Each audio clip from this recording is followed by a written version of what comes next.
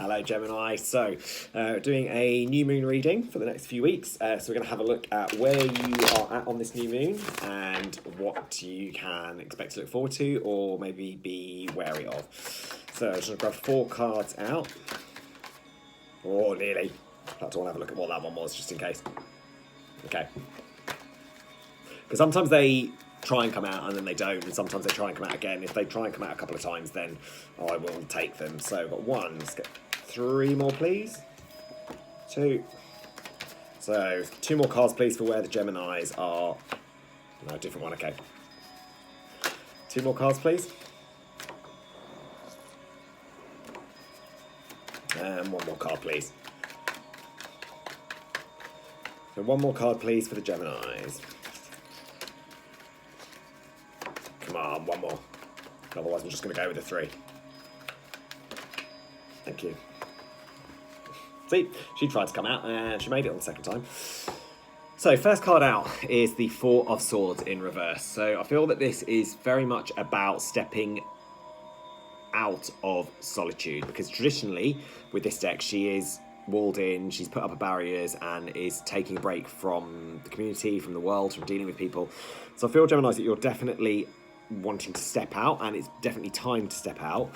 You also got the Strength card, so I feel like there is some definite movement towards feeling that you can cope with things. There may have been some situations recently where you felt maybe a little bit out of your depth, or that you don't necessarily have what it takes to get through situations. You also then have got the Page of Swords and the Queen of Swords both in reverse. So it could be that you're dealing with another air sign who is not really coming forward with the messages and not really making the effort.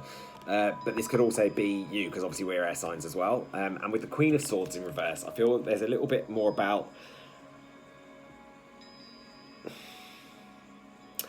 being insecure and not knowing, because the upright Queen of Swords is very sharp and knows what she's doing and is very much about what she can, not necessarily get out of people, but what she's in control of. So maybe there is a lack of control still. So it could be that although you feel you have got out of that insecurity section, you're still not quite certain on a few things to do with what's going on behind the scenes for you.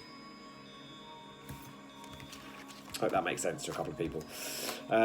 So we're going to have a look now at things to be excited about in the next few weeks and things to possibly be wary of in the next few weeks.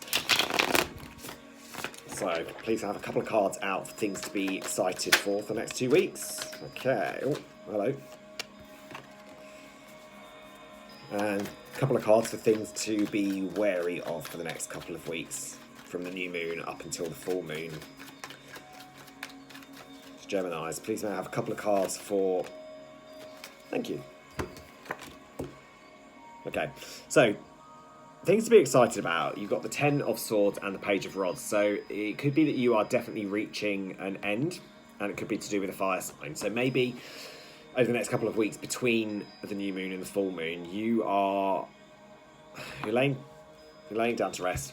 So something you've been maybe dealing with that has caused you a little bit of mental anguish, or something that has been pulling you apart inside, possibly to do with a fire sign, and maybe to do with contacting a fire sign, with waiting for a fire sign to contact you.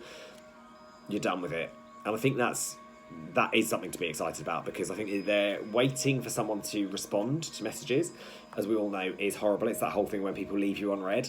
And, you know, with this fire sign, it could be to do with... it doesn't have to be a fire sign, sorry. It could be that you are waiting for action from someone and it's not been coming, and that's what, you know, or maybe they've been giving you the runaround and they've been saying they're going to do something and not actually backing it up, bringing in the offerings, bringing in the action, and you're done. You're down, you sorted it out, you are taking the power back, you are moving on, and you are finished with this person that's disappointing you and keeping you in this state. Things to be wary of. So you've got a King of Swords in reverse and a King of Pentacles. So this could be that you're dealing with an earth sign. It could be dealing with another air sign who is not coming forward in the next few weeks. But it could also be that be wary of spending too much time on your finances and your work life and your workload. And maybe you've been a little bit I don't want to say quite obsessed. Maybe you've been a bit over-focused on getting things ready, sorting out the finances, which, you know, inevitably, obviously, we all need to readdress that after Christmas, because I think we all overspend a little bit. But also be wary of not being your King of Swords, not being your true self, and not being open, not being in control, not being balanced and ready and sturdy.